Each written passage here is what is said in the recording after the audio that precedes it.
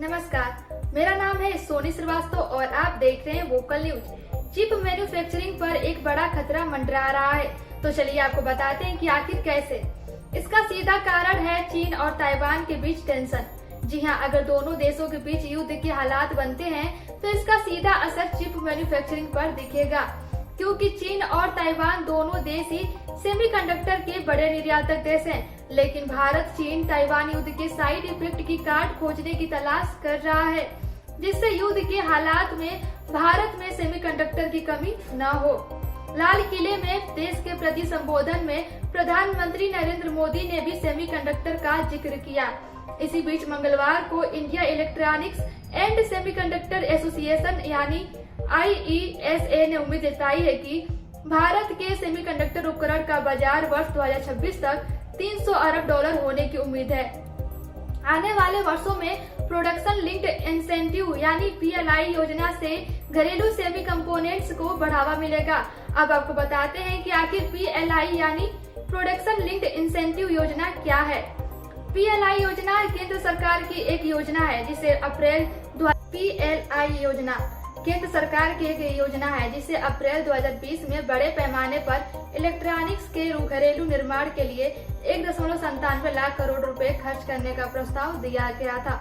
महाराष्ट्र, कर्नाटक और तमिलनाडु में semiconductor manufacturing unit लगाने के लिए बड़े पैमाने पर निवेश होने जा रहा है। डाटा और आर्टिफिशियल इंटेलिजेंस के जिस दौर में हम जी रहे हैं, वहाँ सेमीकंडक्टर की भूमिका सबसे अहम है। मोबाइल से लेकर कार, कंप्यूटर तक उपयोग में आने वाली सभी छोटी बड़ी मशीनों में सेमीकंडक्टर का उपयोग किया जाता है। अन्य देशों की तरह भारत भी अब तक सेमीकंडक्टर निर्माण के क्षेत्र में विदेश, खासकर ताइवान पर निर्भर है। कोविड महामारी के दौरान जब अंतर्राष्ट्रीय बाजार से सेमीकंडक्टर की आपूर्ति कम होने से भारतीय उद्योगों पर इसका प्रभाव पड़ने लगा, तब इसकी आवश्यकता महसूस की गई कि देश को इस क्षेत्र में आत्मनिर्भर होना चाहिए। 15 दिसंबर 2021 को भारत में सेमीकंडक्टर और डिस्प्ले मैन्युफैक्चरिंग के विकास के लिए कार्यक्रम को मंजूरी दी गई थी। भारत सरकार ने सेमीकंडक्टर के प्रोडक्शन के लिए $10 अरब के बजट की स्वीकृति दी है। आपको बता दें कि $22 अरब का निवेश ताइवान की कंपनी फॉक्सकॉन और भारतीय कंपनी वेदांता मिलकर करने जा रही है। इससे लगभग 2 लाख नए रोजगार भी पैदा होंगे। भारत सेमीकंडक्टर का बड़े पैमाने पर दूसरे देशों से आयात करता है। इसमें ताइवान, चीन, दक्षिण कोरिया और जापान शामिल है। बात अगर सेमीकंडक्टर की वैश्विक आपूर्ति की करें तो इसमें अकेले ताइवान की 60% हिस्सेदारी है।